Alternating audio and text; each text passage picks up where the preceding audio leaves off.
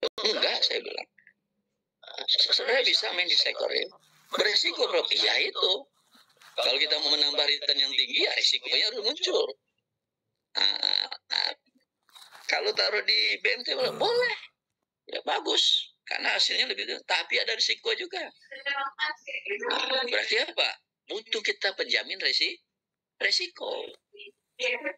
Gitu Pak Mulia. Sangat kalau di konvensional kita ada LPS. LPS itu hadir kan karena apa Pak Sugeng? Karena ada iuran daripada anggota, betul nggak Pak Sugeng? Ya kita bentuk lembaga penjamin aset wakaf. Nazir kontribusi lah. Ya ketika ada risk di situ, ditanggung oleh lembaga penjamin aset wakaf tadi. Tuh. Jangan menutup dari suatu kemungkinan bisa diwujudkan. Nah, saya punya alatnya nanti ada asosiasi nazir, itu yang digunakan alat. Ya, untuk membentuk tadi. Jadi semakin lebih mendekati sebuah kepastian, semakin lebih mendekati adanya mitigasi resiko dalam mengelola aset wakaf. Makanya kalau saya happy Pak Sugeng kalau nazir bank itu boleh jadi nazir. Kenapa? Bank ahli di dalam hal mitigasi resiko. Walaupun sempat fraud yang nggak terlalu besar. Ya, karena dia bezelnya sampai berapa Pak Sugeng? 5 ya. Jadi belajar itu dia. Clear Pak Mulia ya. Jadi nanti nanti ketua lembaga penjamin aset wakaf pertama Pak Mulia Amirullah. Ya kan?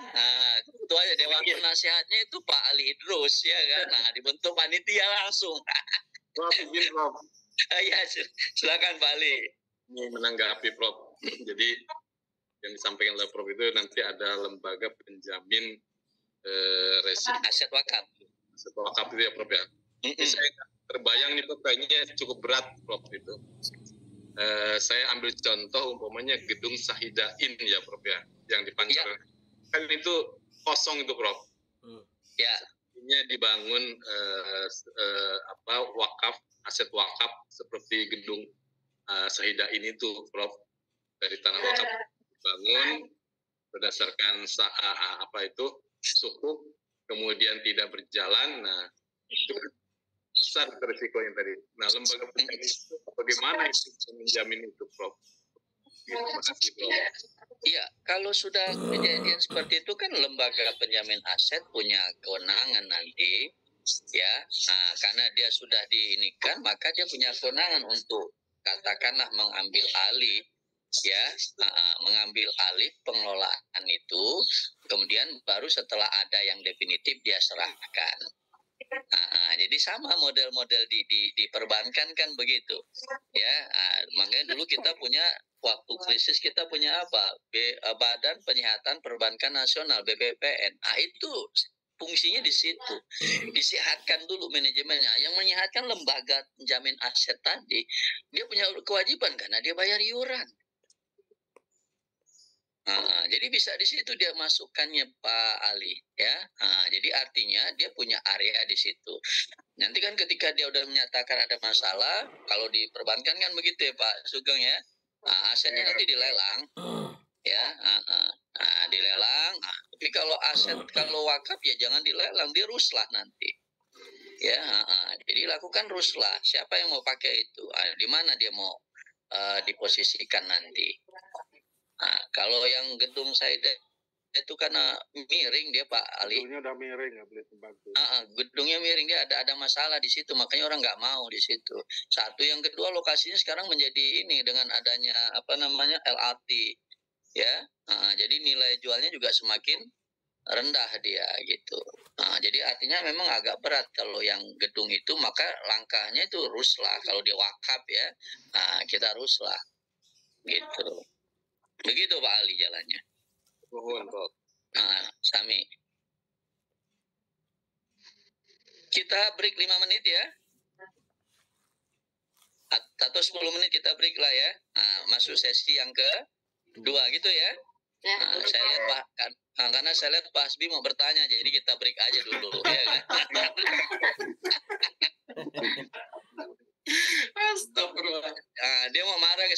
biarin aja lah ya. Ya kita break dulu ya.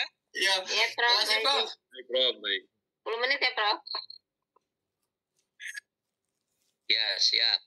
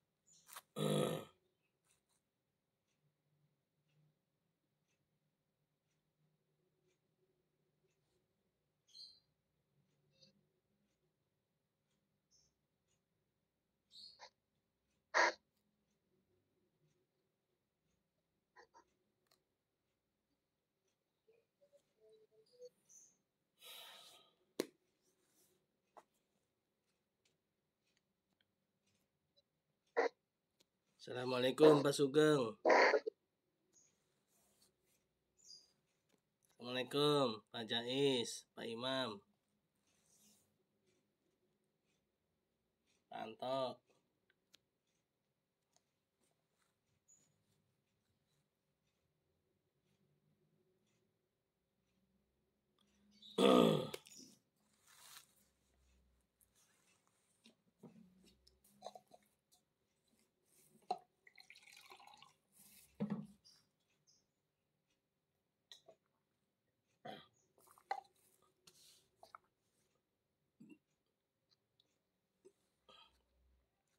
Pak Kiai, Pak Kiai Cecep, Assalamualaikum.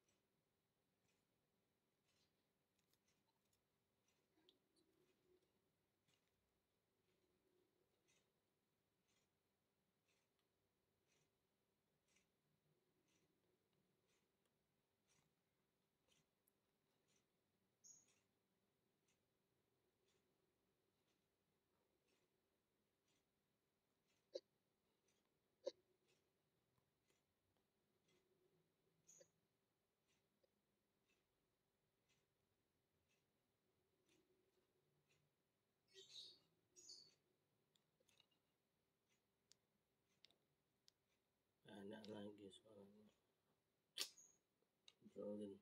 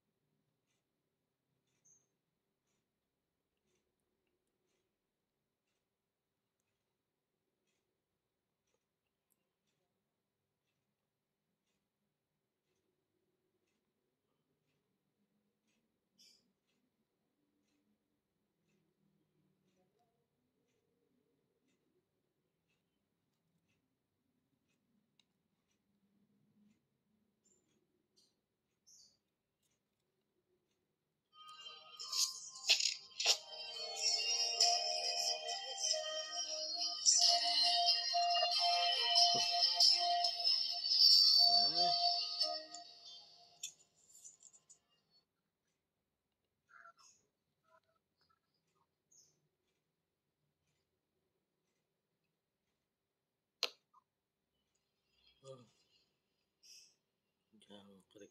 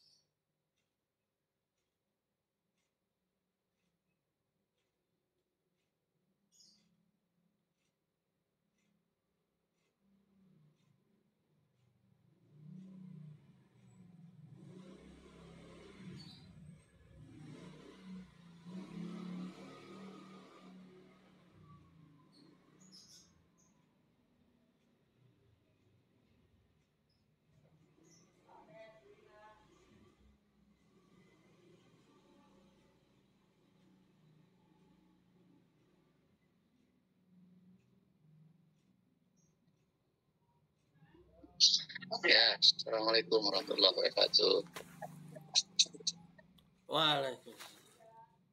Waalaikumsalam. Nah, silakan Pak Hasbi, mau isi pengajian dulu nggak? Nah, Ustaz. Mau nanya Ustaz. Ya, silakan. Jadi gini Ustaz, sebelumnya terima kasih sudah diberikan waktu ya. Jadi punya ide itu melibatkan bank syariah. Tapi bank syariahnya itu tidak sebagai lembaga nazir. Jadi gini, bikin produk tabungan, apakah itu tabungan biasa atau mungkin deposito ya. Nah, ketika membuka produk tabungan ini dia dengan akad mudharabah. Nah, si nasabah ini kita tawari mau nggak sebagiannya itu, sebagian bagi hasilnya itu diwakafkan. Misalkan 30% maksimal gitu.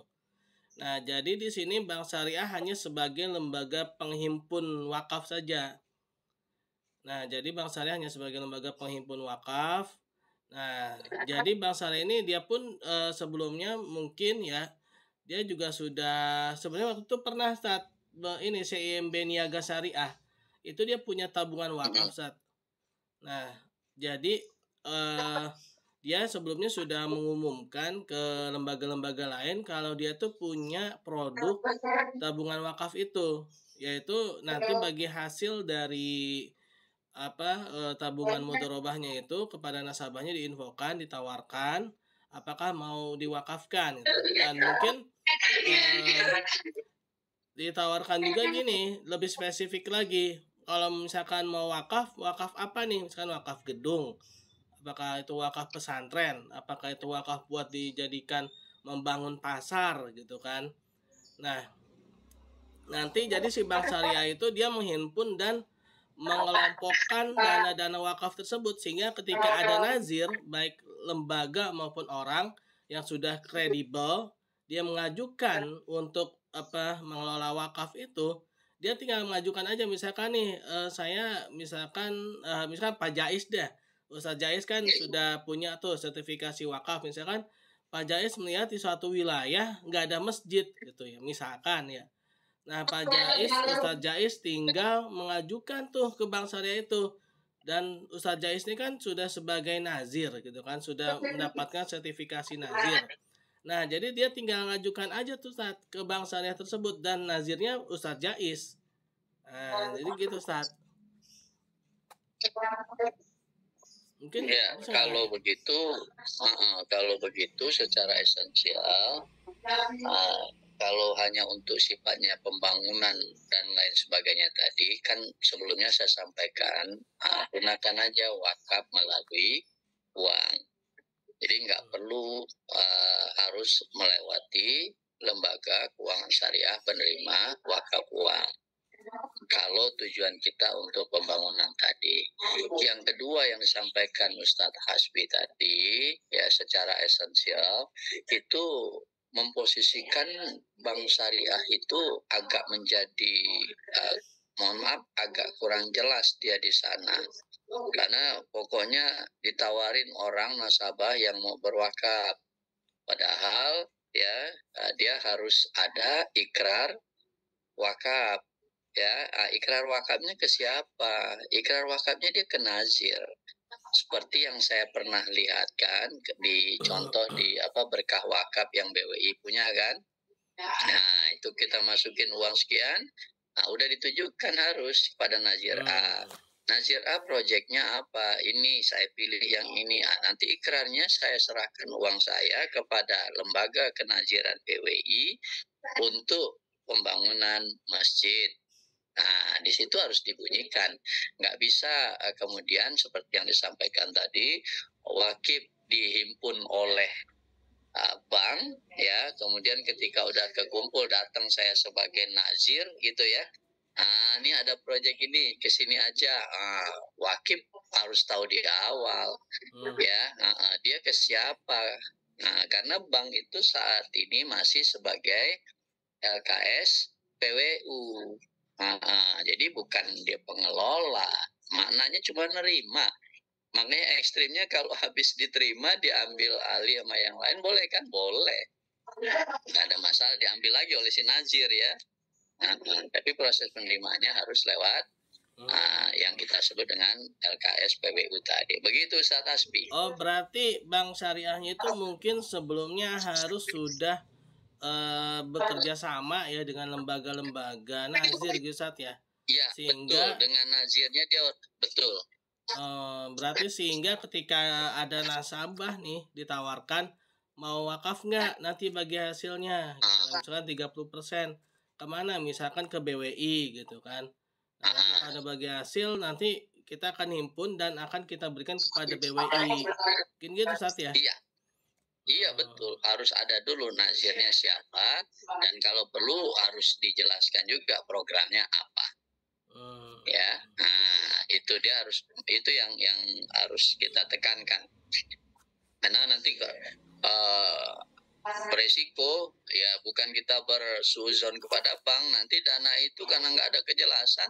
Bank yang menghimbau ya, ayo kalau mau berwakaf nih ayo silakan. Nah, nanti baru oleh bank dicarikan nazirnya. Terbalik, nazir harus mencari bank syariahnya dulu, nanti baru boleh bank syariah itu membantu mencarikan calon-calon wakif dari nasabah yang tadi Bang. Ya, nasabah banknya kan dia lihat, oh ini Pak kalau mau berwakaf nih kami ada program ini dari nazir ini. Itu jelas. Gitu. Ya, Ustaz Tasbih. Siap Ustaz, jazakallah khair. Oke, baik. Nah, izin saya melanjutkan langsung ya terkait dengan materi. Ini contoh teman-teman kalau di barat ya, contoh penghimpunan dana ya, namanya kalau mereka endowment fund. Tapi sebenarnya konsepnya dana wakaf gitu. Cuma kan mereka nggak kenal istilah wakaf. Ya, dana pendidikan di kita kan banyak. Ini contohnya. Ya. Nah, jadi ini Al-Azhar, ada Universitas Oxford, ya, udah ada. Ya, nah, yang pertama itu adalah Al-Kawariyin di Maroko, ya. Nah, ini ada Universitas Bologna di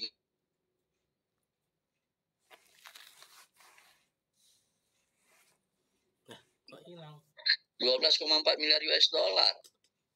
Ya. Nah, Harvard University 35,8 miliar US dollar. Besar dia semuanya. Ya, University College ya London 90 juta pound sterling dia punya. Nah, ini adalah dana-dana yang mereka menyebutnya dengan istilah dana endowment fund. Nah, buat kita namanya nggak ada lain, itu adalah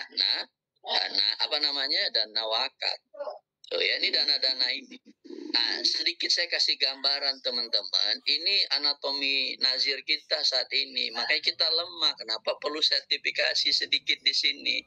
Ya. Nah, jadi kita bisa lihat tuh 66% loh nazir kita perorangan. 34% nazirnya ada yang berupa badan hukum ya. Nanti ada yang berupa organisasi atau perkumpulan.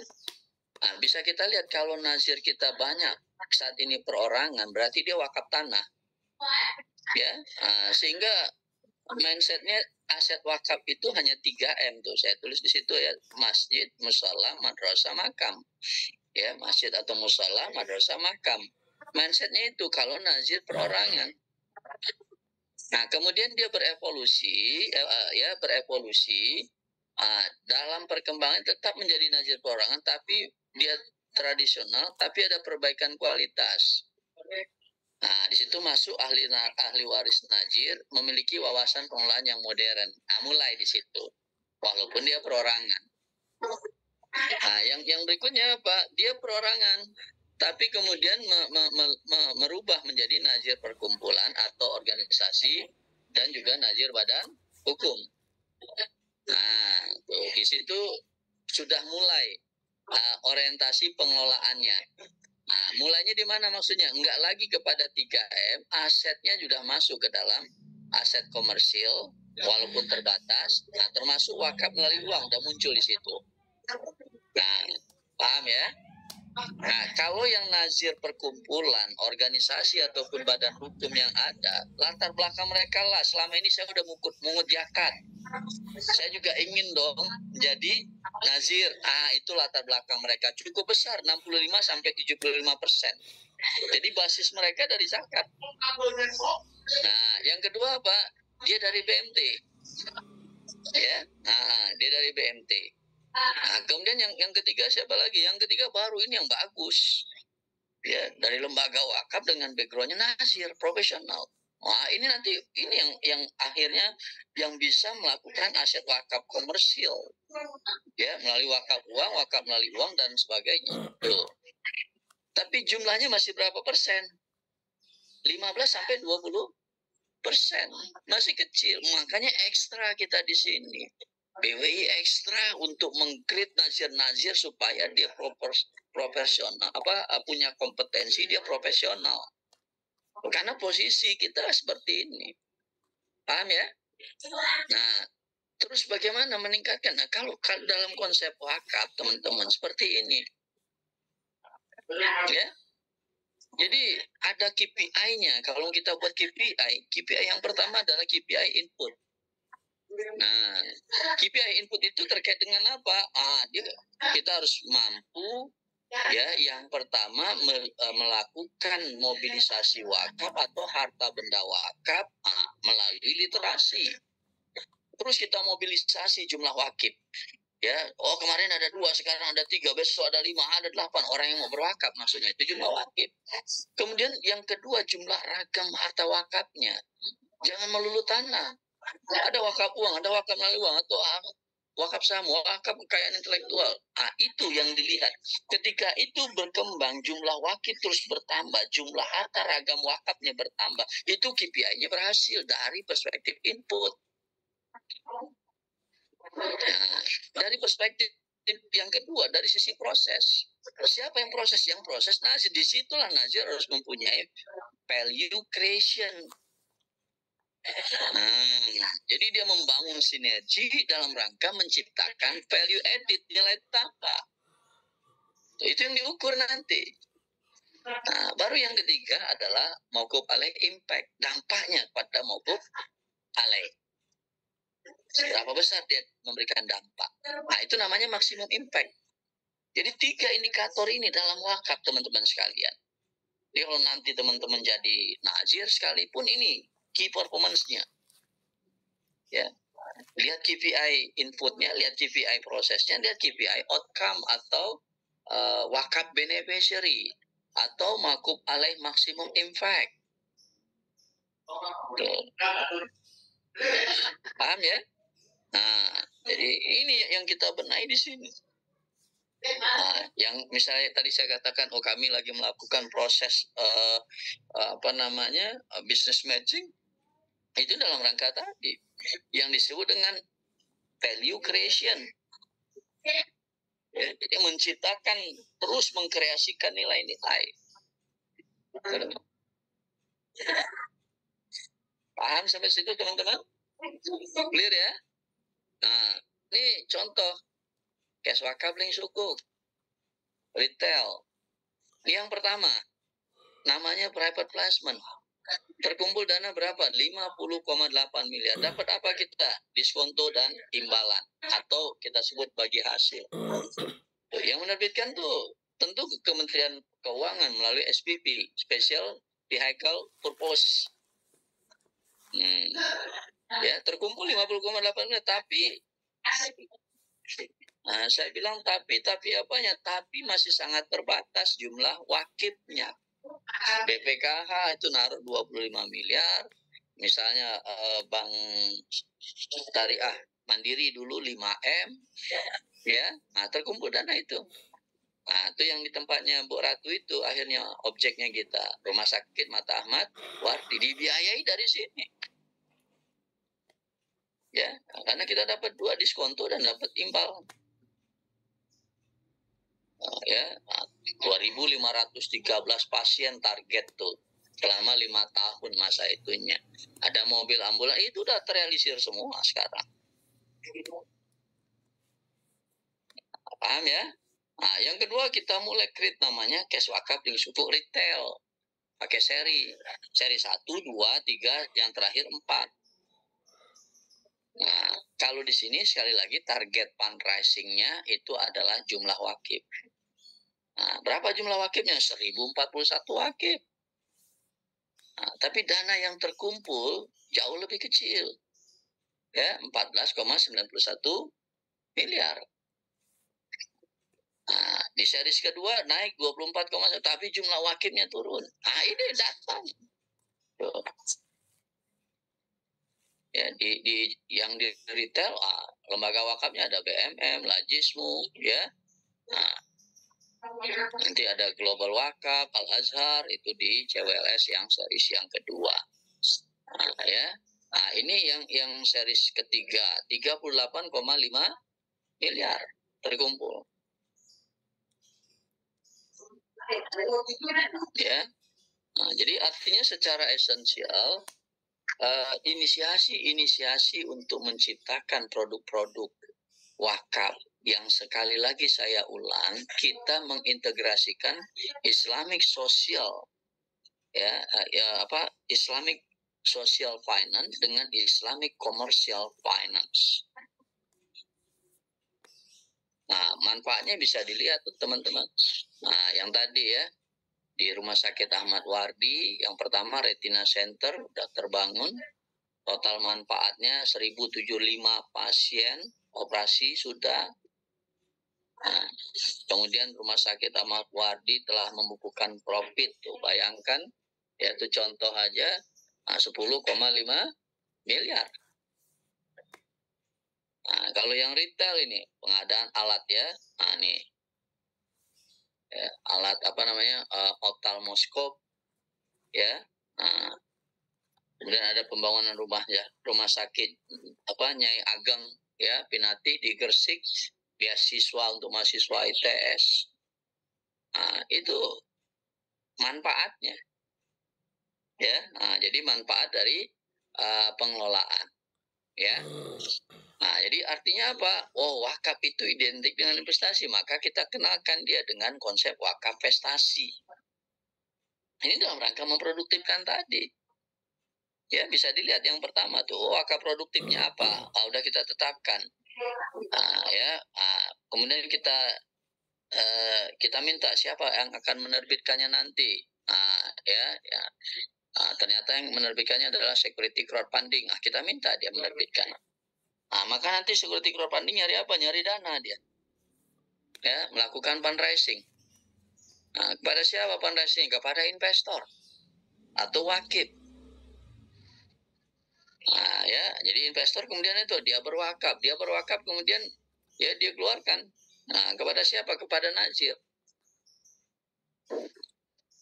Investor ya, nazir juga bisa menjadi investor. Kenapa? Lembaga nazir bisa menempatkan dana juga di proyek itu.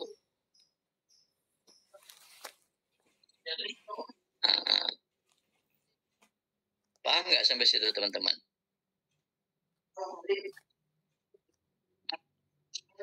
Jadi makanya pokoknya ya kita wujudkan wakaf prestasi itu. Ya konsepnya wakaf investasi. Itu yang saya bilang, wah ini ya makanya para financial engineers tadi, kalau bahasa saya kita cuci otaknya dulu dengan pemahaman wakaf. Baru dia stimulus buat dia jalan di situ. Setelah dia tahu pemahaman wakaf, dan tidak jarang saya katakan, akhirnya mohon maaf dia katakan saya wakafkan. Ya. Jadi jangan sekali-sekali mewakafkan profesi kita ya. Jangan. Bahasanya jangan mewakafkan profesi. Nanti Pak Kiai saya wakafkan profesi, Pak Kiai ceramah nggak boleh dibayar ya karena dia udah mewakafkan diri. Jangan ya, wujudnya jangan seperti itu. Boleh, tapi modelnya setiap Pak Kiai ceramah, uangnya diwakafkan, tetap dibayar. Supaya apa? Real, jelas dananya, dan yang dikelolanya juga jelas. Ini saya wakaf ilmu, ya siapa yang menikmati, kemudian siapa yang megang nanti ilmunya, ya nazirnya siapa, kan begitu kalau udah wakaf kita. Yang saya katakan 4 rukun wakaf harus kita pahami. Pahamnya tetap bayar, tapi uang bayar itu langsung kita wakafkan. Nah, paham teman-teman? Prof, tanya Prof. Ya. Yang memang wakaf ini kalau kita yang belajar tentang wakaf sih mengerti hal prosedur skema wakaf itu ya. Tapi masyarakat Indonesia lingkungan ini kan masih orientasinya kalau wakaf itu tidak boleh diapa-apain gitu ya. Iya. Ini budaya daerah gitu, daerah tertentu itu pasti kan. Oh, pasti terjadi kita mempunyai action bahwa wakaf itu harus produktif, ya, wakaf itu harus dikembangkan dan wakaf itu harus menghasilkan gitu kan. Karena itu sebagai operasional dan kelanjutan. Tapi di masyarakat ini polanya pikirannya pasti banyak ini masalah gitu Pak. Jadi kadang-kadang kalau seorang nazir ini berkiprah dalam pengelolaan wakaf itu dalam gosipnya adalah dana wakaf dibisniskan katanya gitu, dari uang wakaf dipakai gini-gini. Nah seperti itu dengan anggap itu gimana tuh? Iya, tadi karena persoalan literasi, edukasi dan inklusinya. Memang harus pelan-pelan dan kalau bisa memang paralel Pak Ustadz Jais ya. Jadi jangan langsung diajak dulu kalau ibaratnya. Jadi kasih tahu dulu pengetahuan dia tentang wakaf. Terus kita drill dia knowledge ya, kajian wakaf sepekan gitu misalnya. Dibuat tuh kajian itu. Tertanam sama dia nilai, oke, wakaf ternyata bukan 3M ya.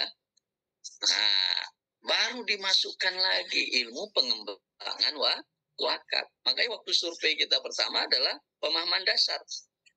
Rendah hasilnya. Survei yang kedua apa? Pemahaman lanjutan. Merendah juga. Literasi rendah. Jadi kita harus pahami karena memang wakaf bukan yang sifatnya mandatori atau wajib Pak Jais. Beda dengan zakat, udah orang udah ngerti kalau zakat ya kan. Tuh peruntukannya buat apa? Jadi memang masih terasa asing buat mereka ketika wakaf dibawa ke alam modern.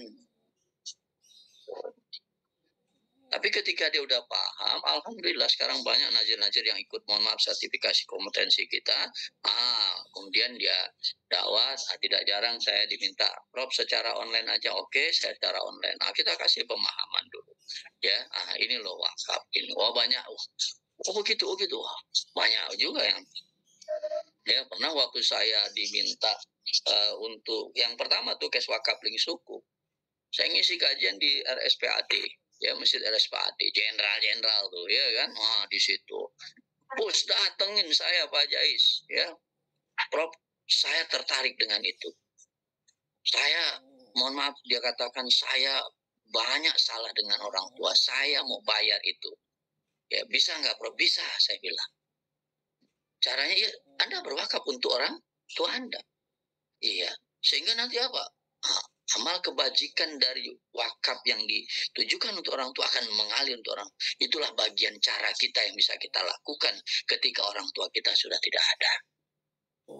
Mohon maaf, dia langsung, Prof, ini 50 juta. Ya, langsung.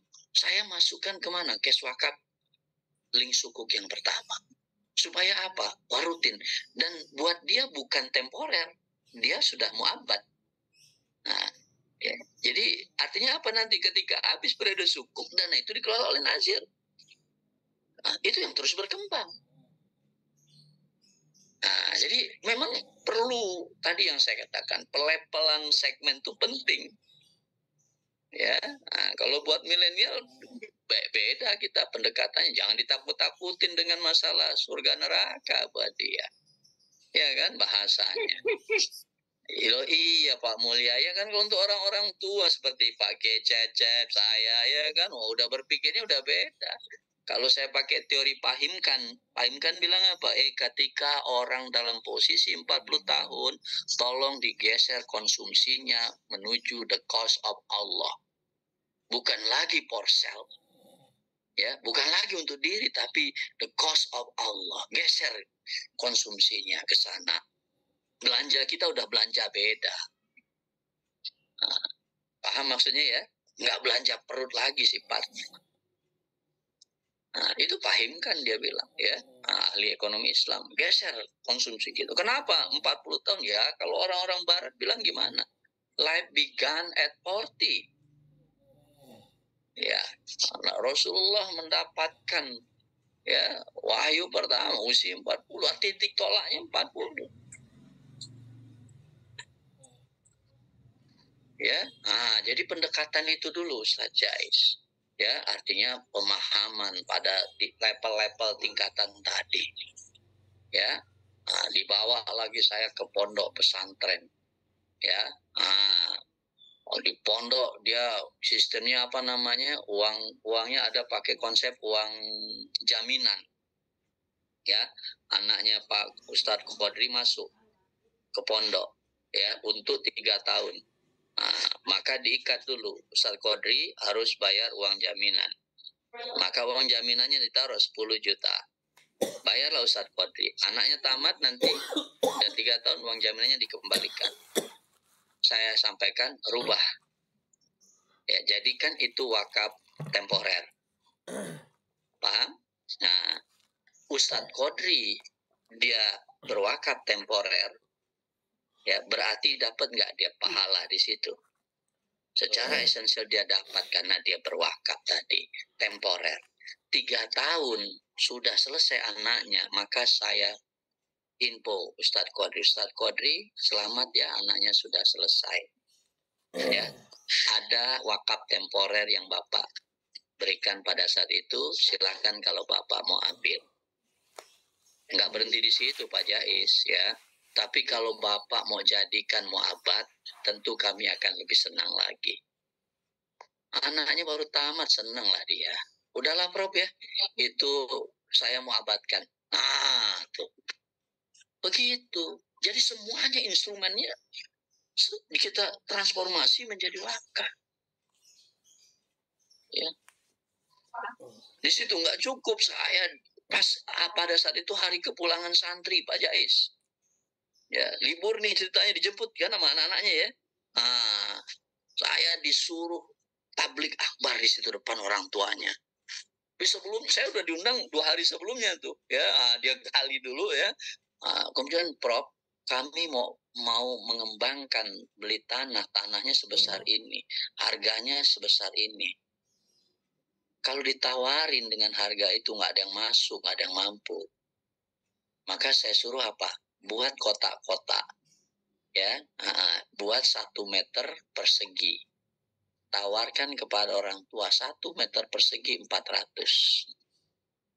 Mohon maaf tanpa bermaksud ria, saya memulai dulu. Saya katakan, saya ambil 4 meter persegi. Ya, misalnya, udah, oke. Kalau udah saya lakukan kan dakwahnya lebih enak Pak Jais. Ya kan? Jangan nanti dibalikin kita, ente ngomong aja, ente udah belum? Itu kita jaga itu. Banyak yang begitu. Iya, kita lakukan itu. Wah, alhamdulillah. Dia bersyukur banget Prof, terima kasih banyak Prof yang mau. Ya jadi terus ada lagi, Prof, kami punya lukisan Prof. Ya, lukisan ini kami mau lelang wakaf. Paham nggak maksudnya? Ya, siapa yang mau beli ini? Ini jadi wakaf nih. Habis tuh lukisan. Ya, jadi saya turun di 3 episode di pondok itu tuh, berubah. Ya, akhirnya berikutnya apa? Dia lakukan berikutnya. Tuh. Jadi artinya selalu membawa kepada frame wakaf. Kenapa kalau dibawa ke frame wakaf? Win-win. Wakif dapat, nazir apalagi. Ya, dapat lagi mau alai, kan begitu kan? Gitu. Pak Marimin, silakan. Iya, makasih Prof. Ya, pertama, memang untuk endowment fund itu ya sama dengan wakaf kalau kita Prof ya. Artinya, cuma kalau saya juga berpikir, memang satu saat nanti memang harus ada juga wakaf yang seperti yang disamakan dengan endowment fund untuk keperluan tertentu, seperti kayak pendidikan di Indonesia itu kan pakai dana abadi pendidikan untuk menyekolahkan gitu. Jadi mungkin satu saat harus ada seperti itu. Termasuk untuk yang lain tuh. Yang saya rasakan Prof itu di masyarakat memang literasi dan edukasi ini sangat lemah Mas Yan. Ya, barangkali memang sejak SMA pemilik pondok atau ya kita yang punya pesantren, punya sekolah itu SMA kayaknya sudah perlu Prof ini untuk diedukasi. Karena sebenarnya untuk mencari pembiayaan itu wakaf lebih murah daripada bank. Ya, karena wakaf tidak pakai agunan. Kalau bank kan pakai agunan. Ya, agunannya harus tanah yang sudah SHM dan memang hak milik sudah. Itu ya, saya kira memang seperti sekolah-sekolah. Sekarang kelihatannya yang bisnis yang juga sangat profitable itu rumah sakit dan sekolah unggulan ya Prof ya. Good. Tidak bisa ya, dibiayai Prof ya. Ya. Ya. Terima kasih Prof. Ya. Jadi Pak Jais bangun rumah sakit pakai wakaf. Tanahnya tanah wakaf. Rumah sakit harus diisi dengan apa? Alkes. Paham ya? Saya nazir. Ya, saya masuk ke Pak Jais. Pak Jais, saya yang menyediakan gimana? Alkesnya. Ya. Jadi saya melalui wakaf uang nih yang saya kumpulkan nih. Saya beliin tuh ya alkesnya. Tapi Pak Jais nyewa setiap dipakai itu. Pak Jais bebankan kepada siapa? Pasien. Ya. Paham ya? Sewa. Nanti di akhir kita pakai ijaroh muntahiyah bitamlik. Jadi milik siapa? Rumah sakit. Rumah sakit. Iya. Ya. Betul. Betul. Artinya masuk ke rumah sakit dia bisa masuk. Dengan pendekatan pembiayaan tadi. Cuma premi itu yang harus dibuka gitu loh. Bisa ya wakaf ke situ. Bisa saya bilang. Ya, membangun sekolah juga begitu. Kalau saya katakan bangun sekolah silakan, tapi tolong jangan free, kan saya selalu bilang, tolong jangan free. Kasihan. Siapa yang kasihan? Wakif. Baru yang kasihan kedua nazir, dia harus cari operasional. Iya kan? Kalau free. Ya, tapi masyarakat bilangnya begitu kan wakaf itu, itu perlu dakwah lagi namanya kalau yang itu. Bukan masalah tidak dikomersilkan, dakwahnya yang kurang kita. Itu banyak dilakukan pesantren tuh Pak. Iya. Sehingga pesantren itu yang kecil-kecil itu muridnya semakin susut-susut karena operasionalnya tidak cukup. Iya. Nggak ada uang. Dia bukan bisa mencetak uang sendiri, iya kan? Dia butuh meng-create sesuatu yang bisa menghasilkan uang. Di situ makanya pondok sekarang kalau dengan pendekatan wakaf, kemarin itu di BI kita mensertifikasi ya Wistrend, ya, ini khusus pondok-pondok nih, ya kan? Dapat kita 100 yang kita itu, agak gini-gini dia bilang, waduh kayak begini wakaf ya, ilmunya. Belum tersampaikan, bahasa sayanya belum tersampaikan sebelumnya. Setelah tersampaikan, dia paham. Paham ya? Jadi memang iya harus lebih ekstra lagi kita Pak Marimin ya. Tapi kalau udah masyarakatnya udah paham, waduh, enak kita ya. Jadi masuk ke golongan-golongan yang orang udah mau pensiun ya, tapi dia orang-orang Pertamina apa gitu ya, cepat gitu. Ente nggak lama lagi ya kan.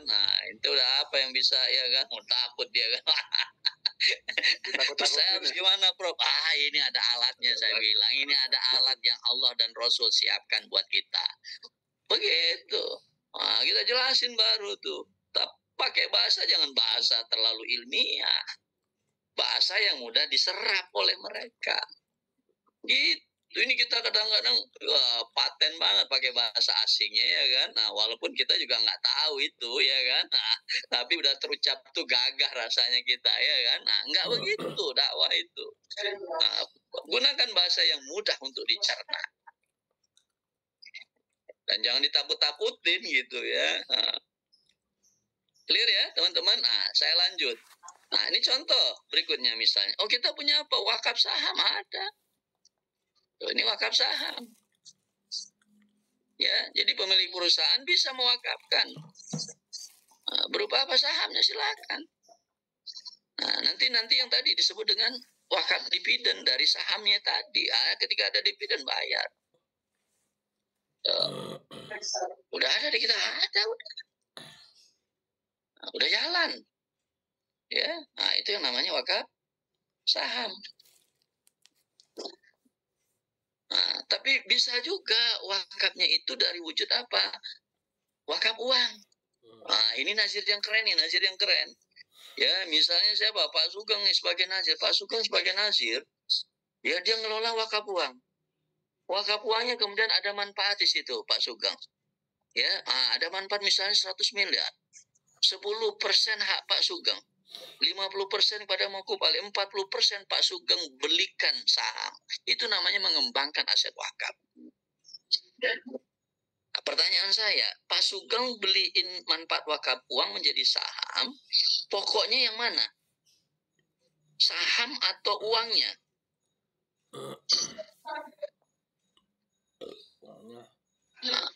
Nah, uangnya. Kalau uangnya berarti sahamnya boleh dijual. Kalau lagi naik sahamnya dijual.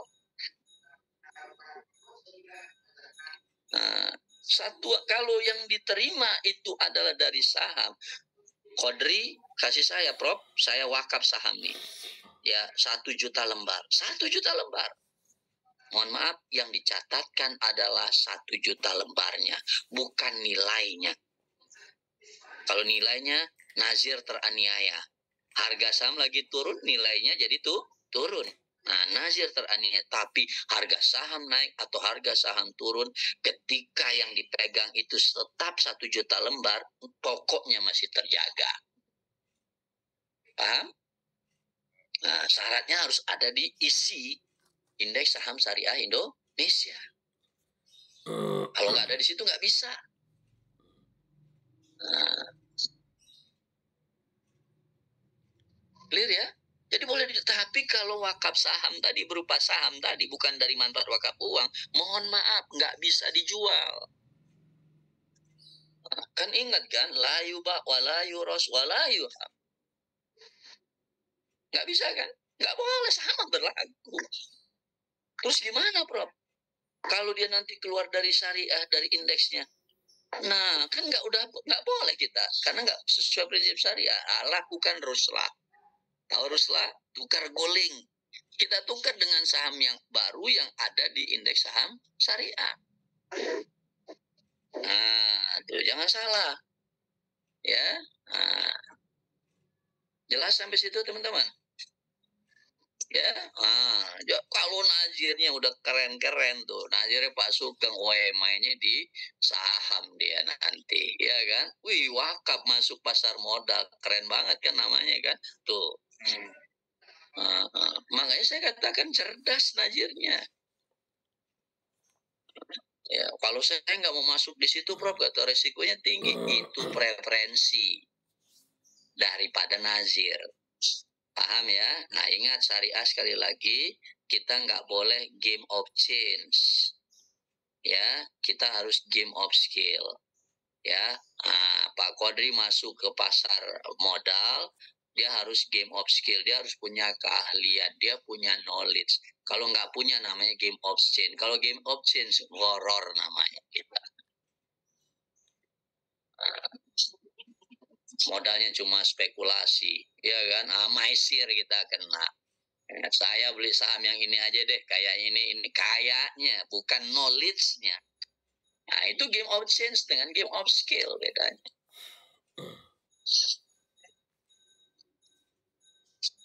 Clear? Izin, Prof. Oh iya, silakan. Berkaitan tentang ruslah tadi, Prof. Ini kan tukar guling, Prof ya? Iya, betul. Ini ada problem sedikit nih, Prof. Tentang historik seseorang yang menjual rumahnya tadi, sementara rumahnya tadi punya histori. Historinya apa? Rumah itu lumayan besar, Prof. Ada kolam renangnya. Dia mewakafkan tanah dan rumah dan tanahnya tadi akibat ada sesuatu insiden, Prof. Anaknya meninggal di kolam renang. Gitu loh, Prof. Nah, jadi saya mewakafkan dia mewakafkan rumah dan tanah tadi. Terus kita tahu lagi, Prof. Dia mewakafkan cuma mungkin hanya sekelompok orang yang pada saat itu dia belum memahami bagaimana tata cara untuk mewakafkan suatu barang gitu, Prof. Ya, jadi permasalahan sekarang ini bagaimana untuk mengusahakan atau dalam bentuk usaha, sementara orang di situ masih tentang historical tadi, Prof. Ada kematian di situ, Prof. Jadi takut. Yang jadi masalahnya ini, boleh nggak rumah tadi yang telah diwakafkan dijual, terus kita wakafkan ke tempat yang lain, Prof. Nah itu dia. Kalau sampai sekarang, Prof, sudah 8 tahun nggak berjalan. Ya, jadi kalau sudah diwakafkan, berarti kan selama ini harusnya udah muncul manfaat wakafnya. Ya, udah ada belum? Belum, Bro. Gimana belum kita mau memunculkan wakaf manfaat, sementara pada saat kita mau mengusahakan suatu usaha gitu, Bro, ya? Orang takut dengan histori dari rumah tadi, Bro. Ya, enggak, itu makanya saya buat pertanyaan itu dulu. Berarti selama sekian tahun manfaat wakaf nggak muncul. Tidak muncul. Ini bisa menjadi dasar kenapa kita harus melakukan ruslah. Ya, artinya apa? Sudah tidak ada kemanfaatan di situ, maka nazir harus mencari alternatif supaya bisa memberikan kemaslahatan. Nah, maka caranya diruslah. Diruslah dihitung semuanya, Pak Kodri. Berapa nilai tanah, berapa nilai bangunan, sekian. Kita tawarkan ke orang lain ya untuk ditukar. Tukarnya dalam bentuk apa? Satu, tentu dalam bentuk tanahnya boleh ditambah tambahan uang untuk membangun kembali bangunan itu. Paham maksudnya? Nah, yang penting dia setara. Ya, jadi kalau sudah dihitung nilainya adalah 10 miliar, maka aset penggantinya adalah 10 miliar. Jadi ada asetnya tanahnya, cuma di situ untuk bangunannya bayarnya sekian. Udah cocok, oke, lakukan. Supaya tadi ya aset wakaf ini akan menimbulkan manfaat. Jadi boleh dijual, Prof, ya, tanpa sepengetahuan yang mewakafkan gitu, Prof. Soalnya yang mewakafkan sekali lagi saya ulang. Mohon maaf, sekali lagi saya ulang, saya potong. Bukan dijual. Karena konsepnya la yuba, wala yuros, wala yuhab. Jadi kita tukar, bukan kita jual. Kalau saya jual, Pak Jalaluddin tolong beli ini tanah sama bangunan, dibeli dapat uang saya beliin lagi aset wakaf. Itu yang nggak boleh.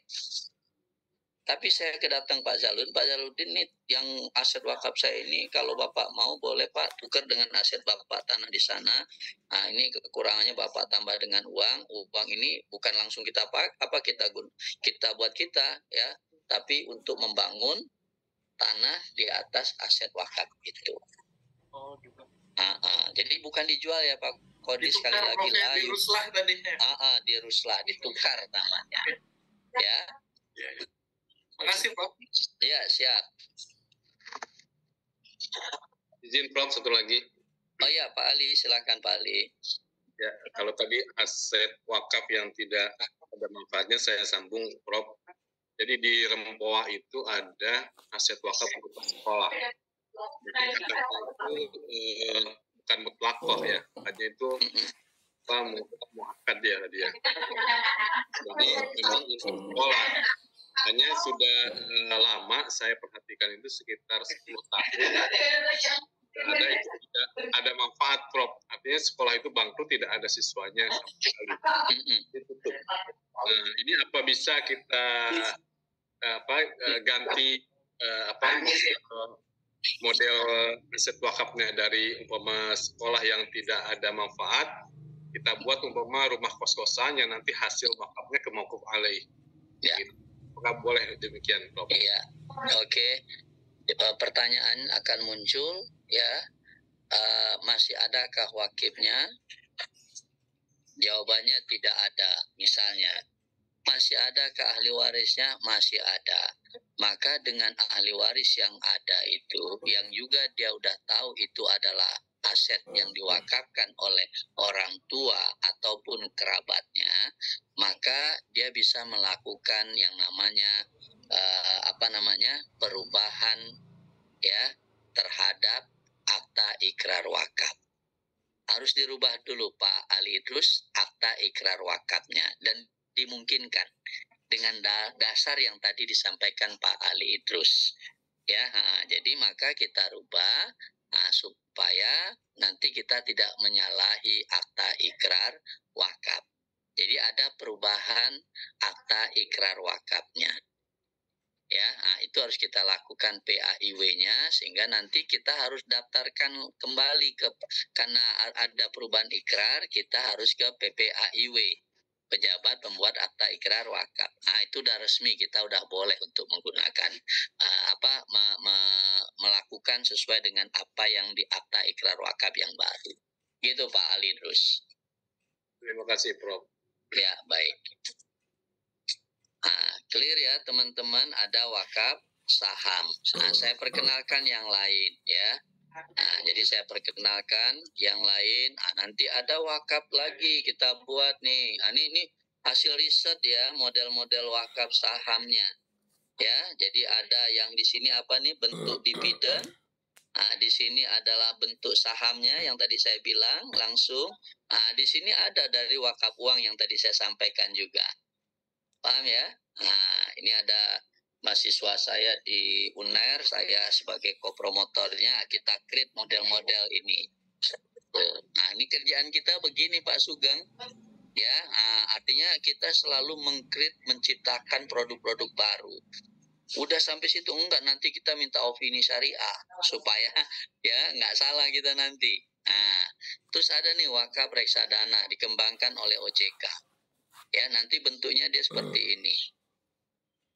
Jadi setiap investor dia berinvestasi reksadana, ya, lewat kontrak investasi kolektif.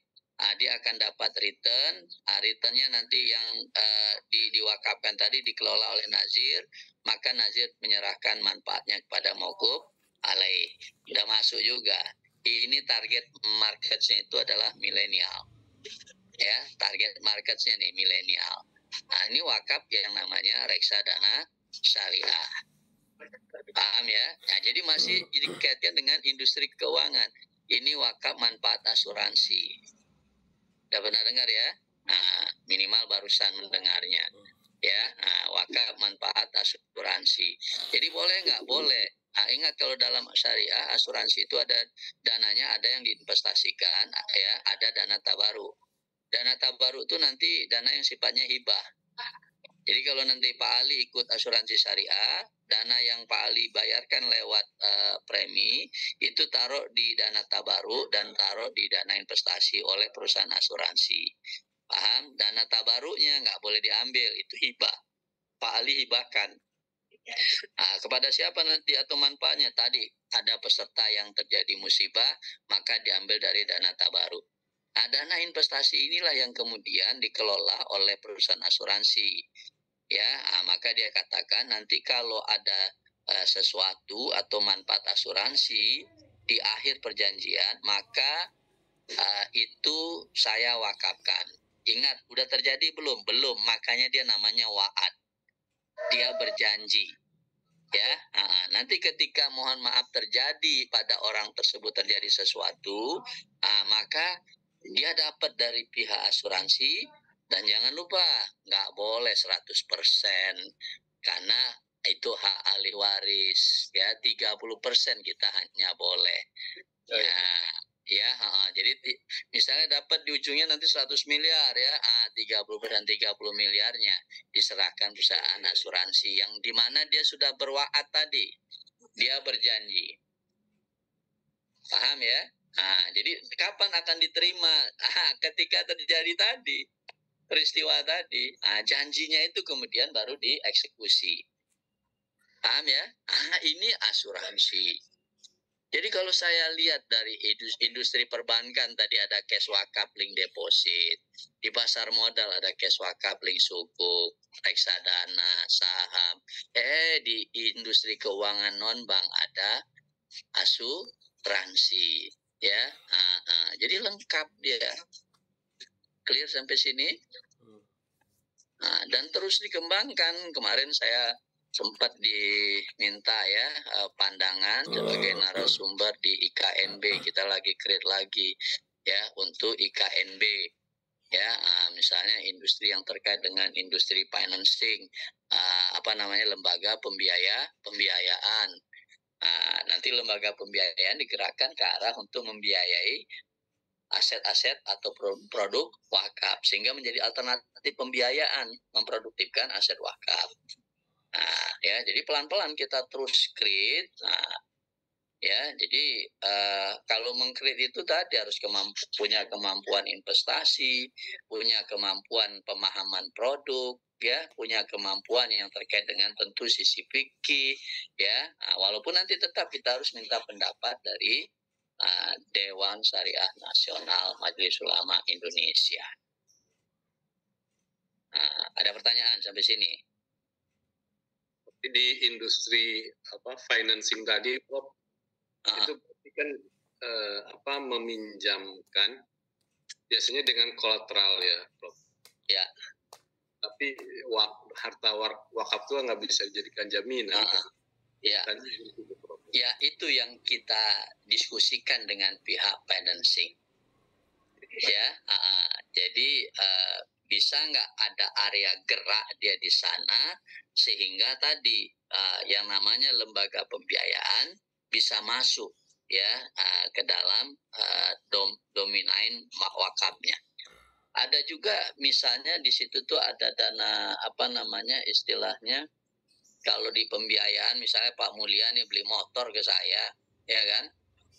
Dapat pembiayaan dari lembaga pembiayaan syariah. Pak Mulya tuh gagal bayar. Paham ya? Motornya ditarik nggak? Ditarik, dijual. Nanti ada berapa utang Pak Mulya sisanya sekian. Beberapa yang harus kembali ke Pak Mulya sekian. Nanti ada dana yang di situ biasanya dana kort ya. Dana kort tadi, itu yang kemudian bisa digunakan juga untuk model pendekatan wakaf. Jadi makanya yang disampaikan Pak Ali tadi kalau di luar negeri udah boleh Pak Ali, di kita yang belum karena di undang-undangnya dinyatakan ya. Jadi selain la yuba wa la yuras wa la yuhab, yang keempat dia tidak boleh dijadikan jaminan. Ya, undang-undangnya. Makanya kalau itu dirubah tuh, ini udah kita rubah di usulannya Pak Ali ya, supaya nggak ada lagi kata-kata untuk dijaminkan. Walaupun sangat prudent, berat kita menetapkan itu Pak Ali. Kebayang nggak Pak Ali? Kan udah saya katakan, kalau Pak Ali mengelola aset wakaf, ya aset wakafnya tanah, dia mau bangun ini, ternyata gagal Pak Alinya. Saya sebagai lembaga banknya tentu akan nuntut Pak Ali. Ya, maka yang saya lakukan adalah ambil dulu aset Pak Ali tadi. Ya, padahal aset Pak Ali itu aset apa? Aset wakaf. Paham ya? Jadi artinya apa? Sangat berat memang, makanya di situ ya terjadi diskusi yang cukup panjang. Artinya apa? Bisa jadi nanti pokok wakafnya hilang. Karena default tadi dia. Tapi di sisi yang lain kita punya data nggak bagus.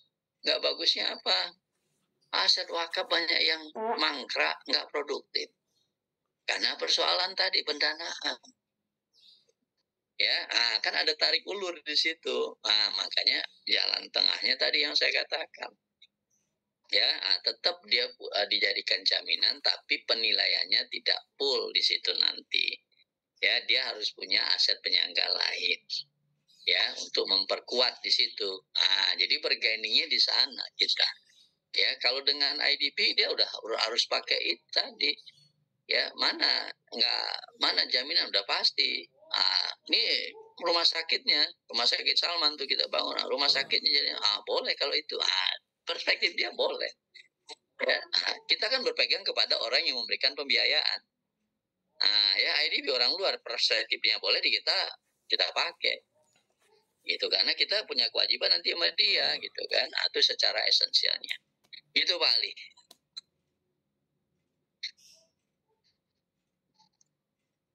Ya, kalau yang lainnya teman-teman, di industri sektor real, saya kasih lihat ini. Ini yang tadi ya, Rumah Sakit Mata Ahmad Wardi. Ya, nah, ini nanti tanya sama Bu Ratu ya. Nah, jadi sekarang kemaslahatannya cukup tinggi. Ini BPKH dia yang terbesar nih. Nah, kalau bisa dilihat di sini dia terbesar, kita bangun retina dan glukoma center ya. Nah, dari dana itu kita bangunkan itu ya. Nah, 25M dia tempatkan. Nah, ini contohnya juga yang lain misalnya. Ya, ini di Darut Tauhid. Ternak. Nah, kan produktif sifatnya. Ada sektor pertanian. Clear ya? Nah, ini bisa juga kita bangun rumah sakit. Nah, rumah sakit Hasyim Asy'ari. Ya, ini untuk duafa. Paham ya? Nah, dibangun dari mana? Dari dana wakaf. Ini dompet duafa. Ya, nah, jadi dompet duafa dan ini udah diresmikan. Ya, jadi udah diresmikan. Nah, kemudian ini kita bentuk nih desa wakaf mualaf Baduy. Ya, nah, ini hanya mau mengatakan variasi kalau di sektor real. Ya, ini adalah proyek-proyek wakaf yang sudah berjalan, teman-teman sekalian. Ya, nah, kemudian ada wakaf ini yang tadi saya sampaikan, ya, Salman Hospital. Nah, yang ini yang dapat dalam proses ya, mudah-mudahan satu tahapan lagi yang dapat pembiayaan dari AFIP. Ya, lembaga yang berada di bawah IDB tadi ya, Islamic Development Bank. Nah, ini di Soreang ya. Nah, posisinya di Soreang ya. Makasih ya. Ini suami bro. Nah, clear ya sampai situ. Ah, ini untuk beasiswa untuk yatim dan duafa, kerjasama ya, berkah wakaf dengan IPB. Ya, ini real semua ya, artinya real udah terjadi. Nah, ini juga wakaf peduli pedalaman nih, BWI mengembangkan. BWI yang dimaksud sekali lagi tentu lembaga kenazirannya. Nah, ini ada klinik gigi Medikis Depok. Ini juga wakaf.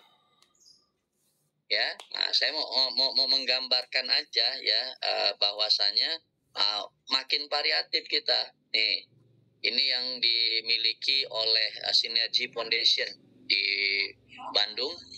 Nah, dia punya rumah makan nih. Nah, kita kenal di rumah makannya nih. Ya, nah, jadi rumah makan Ampera. Nah, ini dia berbasis wakaf. Ya, nah, dia juga punya apa namanya? Nah, ini di teras Lembang. Nah, ini pertanian sama kuliner. Ya, nah, ini teman-teman dari Synergy Foundation. Ya, nah, ini yang terakhir sebelum kita diskusi. Nah, ini jangan lupa nih ungkapan nih dari Warren Buffett. Ya, nah, jadi in looking for people to help, ya, you look for three quality. Ya, apa saja? Integrity, intelligence, and energy. Tapi kata Warren Buffett, if you don't have the first, kalau kamu nggak punya integrity, ya, the other two will kill you. Dua yang lain akan membunuh kamu. Berarti pentingnya integritas. Nah, ini kok cocok ya dalam mengembangkan wakaf. Integritas penting. Kita punya intelligence, pinter kita enggak. Ya, makanya kan dikatakan tadi, ya, if you don't have the first, the others two will kill you. Paham ya? Nah, ini kalau dalam bahasa apa namanya, syair ya. Nah, ini syair Hikam Ahmad Syauqi ini. Nah, dia katakan apa? Innamal umamul akhlak ma baqiyat. Ya, wa in hum jahabat ahlakuhum jahabu. Ya, sesungguhnya eksistensi umat itu tergantung dari akhlaknya. Jika akhlak mereka lenyap, mereka pun binasa. Akhlak integriti itu inline, ya, nggak punya itu kita. Sama, ya. Kalau mau pakai istilah Warren Buffett, ya kita sebut dengan tadi, to kill, ya, dia akan membunuh. Tapi kalau pakai istilah syair dari Ahmad Syauqi tadi, maka dia pun akan binasa. Sama kan, intinya binasa sama to kill gitu kan, sama esensinya. Tuh, begitu gambaran umumnya teman-teman sekalian, wakaf produktif, bagaimana membangun konsep wakaf produktif itu sendiri. Silakan, masih ada waktu kita untuk tanya jawab. Jangan lupa, saya cuma 2 sesi ini sama yang kemarin. Tugas dari saya satu kemarin membuat yang namanya satu model wakaf produktif. Silakan ide sifatnya, ya, 1 orang berdua. Yang kedua dengan orang yang sama, maka siapkan 1 paper, ya, kalau bisa submitted sifatnya nanti, ya. 2 itu aja untuk nilai yang harus saya serahkan nanti, ya. Jadi submitted, jadi boleh mau masuk, saya nggak batasi harus cinta berapa, ya. Saya di BWI sebagai chief editor untuk jurnal Aukap, mau dimasukin ke situ saya terima. Jangan lama-lama karena harus segera publish. Ya, itu tugasnya. Silakan kalau ada pertanyaan. Saya Prof, Anto Prof. Ya, silakan. Masih udah sehat belum? Udah baik kan Prof? Oke, siap. Ya Prof, yang ingin saya tanya ini Prof, saya jadi kepikiran untuk disertasi saya meneliti. Dari dulu tuh saya penasaran Prof. Saya ini latar belakangnya kan S1-nya tarbiyah Prof, guru. Yep. Kemudian ketika S2 saya terpleset oleh Ustadz Henry Tanjung ke ekonomi syariah.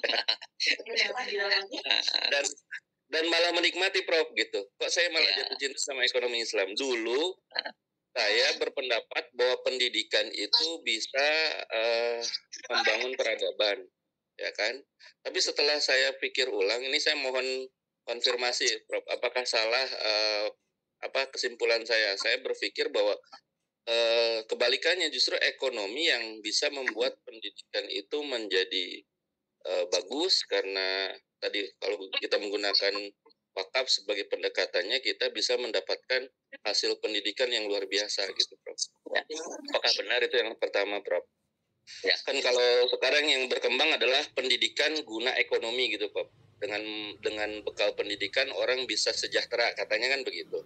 Tapi saya sekarang mulai ragu dengan pendapat itu. Saya ingin membuat statement, justru ekonomi membuat pendidikan menjadi berkelas, menjadi sangat bermutu, sehingga hasilnya sangat luar biasa. Nah, yang kedua, kalau saya kemudian mengambil penelitian disertasi tentang bagaimana menerapkan konsep tadi, Prof, apakah sudah ada contohnya menurut Prof yang pendidikannya itu benar-benar seperti di Pakistan misalnya, ya, gratis, didanai dari dana wakaf, semuanya Prof, ya, gurunya, operasionalnya, sampai kemudian outputnya lulusan-lulusan itu menjadi orang-orang hebat. Apakah di Indonesia sudah ada yang menerapkan pendidikan berbasis wakaf itu? Itu yang ingin mungkin saya ambil. Kalau Prof berkenan, ya nanti saya coba konsultasikan dengan Prof Jai untuk saya memilih tema ini untuk disertasi gitu Prof. Terima kasih. Assalamualaikum. Waalaikumsalam warahmatullahi wabarakatuh. Baik. Ya, pertanyaannya agak berat, sama telur dengan ayam kayak begitu. Kalau ditanya ke saya, pasti jawabannya sejalan kita. Karena kapasitas saya sebagai orang yang berbackground ekonomi. Ya, coba kita telaah, ya, misalnya. Jadi sebuah peradaban maju Ya, kalau kita pakai teori daripada teori maqasid syariah. Ya, kalau kita pakai teori, sekali lagi teori maqasid syariah, teman-teman. Nah, apa yang ada di maqasid syariah? Ada nggak yang namanya hifzul akal? Ada. Itu masuk ke dalam dimensi edukasi, ya, tarbiyah. Kemudian ada nggak yang namanya hifzul mal? Ada. Itu adalah dimensi ekonomi. Nah, kalau kita baca teori ya dari Ibnu Khaldun nanti, ini harus tahu circle of equity Ibnu Khaldun, ya. Nah, jadi dia keterkaitan antara syariah, ya, keterkaitan antara development ataupun pembangunan ataupun ekonomi itu muncul di sana keterkaitannya. Jadi hemat saya, kita tidak bisa secara exactly menyatakan ya ekonomi yang akan bisa membangun katakanlah peradaban dibandingkan dengan tarbiyah ataupun pendidikan. Nggak bisa. Jadi dua-duanya dalam koridor tadi, saya harus katakan dalam koridor menggunakan konsep daripada Imam Syatibi ataupun Imam Ghazali tadi, makanya dia bersinergi di sana. Ya, jadi untuk menciptakan itu bersinergi di sana. Perlu pendidikan, kayak ada pendidikan ekonomi, karena pendidikan ekonomi itulah muncul para ekonom di sana. Gitu kan? Nah, ekonom lah yang menciptakan kemudian implementasi, ya, yang dalam konteks sekali lagi kalau nanti baca bukunya Umer Chapra, The Future of Economics, tergambar di sana. Ya, jadi sekali lagi konsepnya tetap saya harus katakan sinergisitas tadi antara yang saya sampaikan tadi. Dengan ekonomi, ya. Iya, betul. Ya. Nah, terkait dengan yang terakhir tadi, saya kira menarik ya untuk mengkaji itu. Nah, cuma memang nanti saran saya lebih kepada metodologinya. Nah, jadi ada baiknya gunakan metodologi yang sifatnya adalah qualitative methods. Kita pakai itu. Ya, jadi kelebihan qualitative methods kita interaksi langsung dengan informan yang paham terkait dengan hal itu. Nah, itu menjadi data yang sangat penting dari hasil riset itu tadi, ya. Nah, jadi itu secara esensial, ya. Nah, lanjutkan, ya. Makanya tadi saya katakan teman-teman, ini program S3 berpikirnya sudah kepada implementatif terhadap sesuatu. Ya, implementatif dalam hal ide, implementatif. Makanya yang saya tugaskan adalah gitu. Salah, nggak ada konsep salah dalam belajar itu. Ya kan? Nah, dalam belajar nggak ada konsep salah kita. Nah, jadi kita create, kita perbaiki, kita perbaiki bukan maknanya adalah salah. Karena belum ada ya kesempurnaan dalam model itu, dan terus model nggak akan pernah ada sempurna. Kalau model sempurna selesai hidup itu namanya, ya kan? Nah, itu secara esensial dia begitu. Oke, Anto gitu ya. Kalau mengenai itu, Prof, contoh di Indonesia ada nggak yang menerapkan pendidikan semuanya berbasis wakaf gitu? Sudah ada belum, Prof? Kita punya prodi Jiswap. Ada kurang lebih 18 di Indonesia itu berada di bawah UIN ataupun IAIN, prodi yang memang menginikan wakaf ya. Maksud saya, Prof, lembaga pendidikan yang ditunjang oleh program wakaf ini gitu. Jadi ya banyak lah, banyak. Banyak. Kalau lembaga pendidikan banyak, hampir itu pondok-pondok itu basisnya wakaf. Nanti UII itu wakaf dia itu, ya. Jadi yang Universitas Muhammadiyah itu sebenarnya basisnya adalah basis wakaf semua itu, ya. Jadi banyak kalau untuk yang itu, ya. Terima kasih, Prof. Ya. Oke, Afwan. Ada lagi teman-teman? Assalamualaikum. Ya, Waalaikumsalam Pak Mulya. Punten ini terkait tugas tadi, Prof.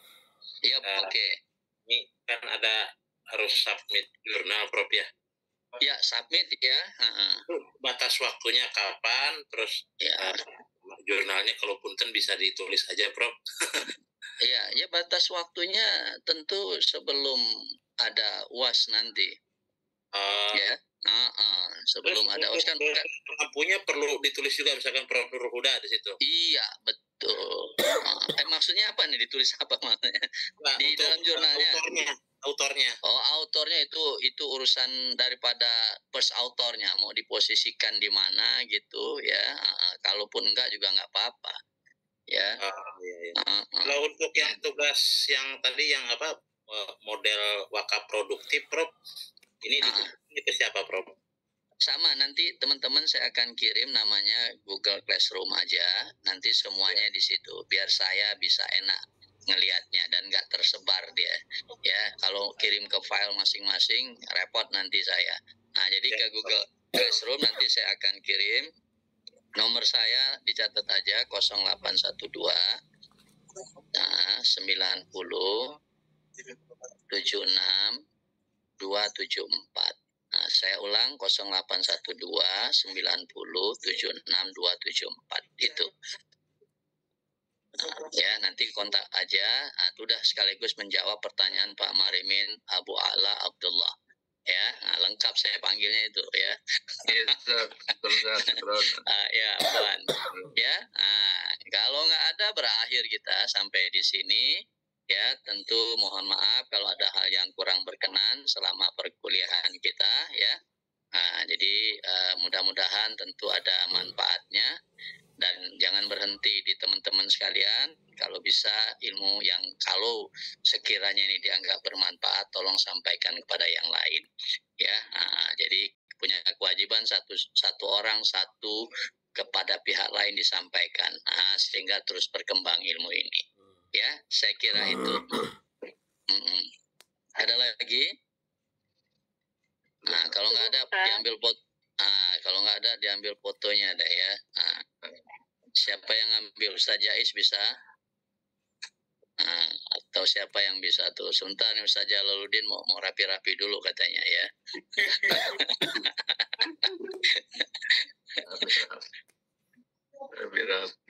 Udah Pak Jais? Ya.